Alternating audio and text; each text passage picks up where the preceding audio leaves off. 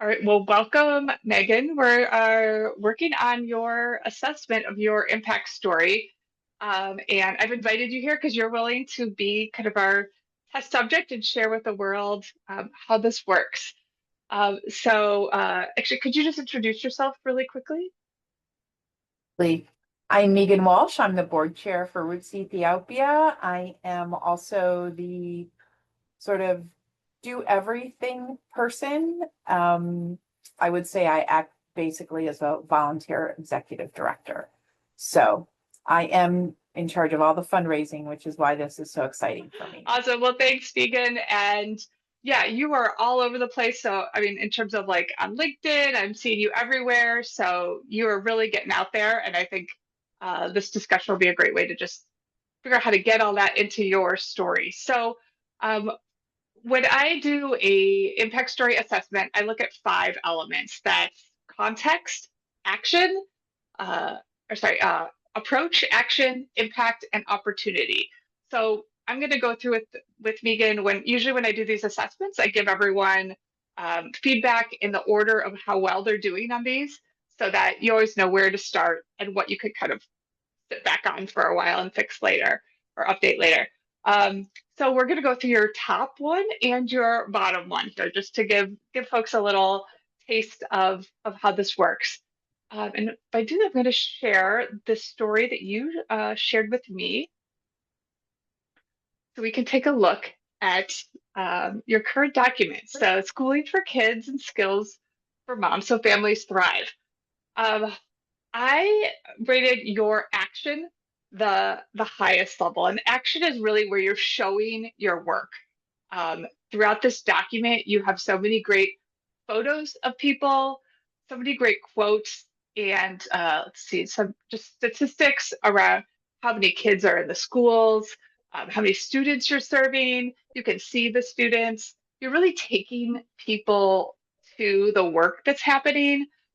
There's some great quotes where people are also sharing the impact. So this kind of combines your action and your impact.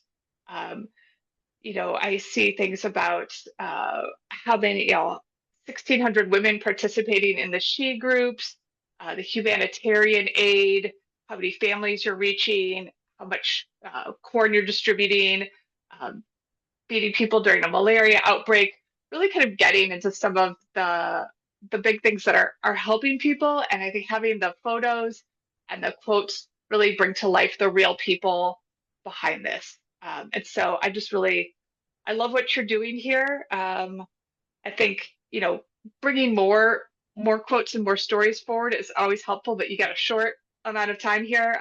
So I think you're doing a really great job with that. In terms of the area that I think could really use some more work is the approach. And so I say that in a sense when I look at, um, I see a lot about the values of Ruth, sorry, I'll say it, Roots Ethiopia.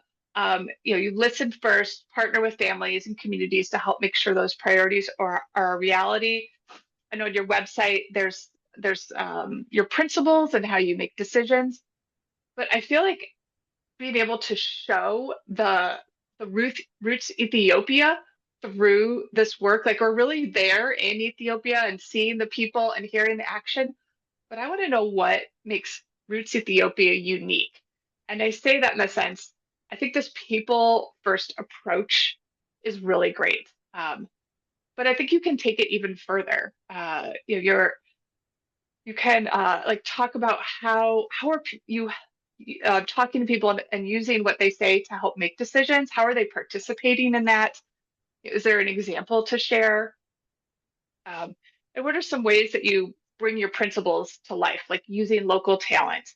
I think potential donors, while you are people first, I think potential donors want to know what role is Roots Ethiopia playing here, because you know it's a unique organization, and I think the way that the process sounds really unique, but being able to really lean into that and show how you are helping people improve their own lives. So I'm just going to pause there and see, hear your reactions to some of these thoughts. Emily, I, if I were doing this assessment, I think I would have framed it much like you. I think our photos and our quotes are super powerful, but I know there are gaps. And I think your 5-piece approach helps kind of pull those out. And I would entirely agree with you that our approach is not made at all clear, especially in light of the fact that we really believe in this idea of local wisdom for lasting change. So we believe in Ethiopians helping Ethiopians, and that doesn't even show up anywhere. And it is like a core belief system. Even things like we don't source materials at all in the US. Like we would not bring 2 bags full of new shoes because we are really invested in local economies and creating opportunities exactly where we work to spread the impact to local people. So I think you've identified beautifully a place that this could be really improved. Yeah. Um, And I think it's just something like I can see bits of it, and it's what makes Roots Ethiopia unique.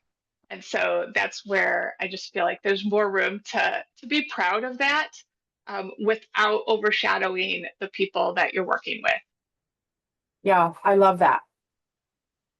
I love that. The other thing we don't talk enough about is, and that I could figure out how to speak to more directly is, um, the people who are working in our rather large footprint, they're right from the places where we work. They're marrying there, they're raising their children there, they're sending their children to the same schools, they're shopping at the same markets.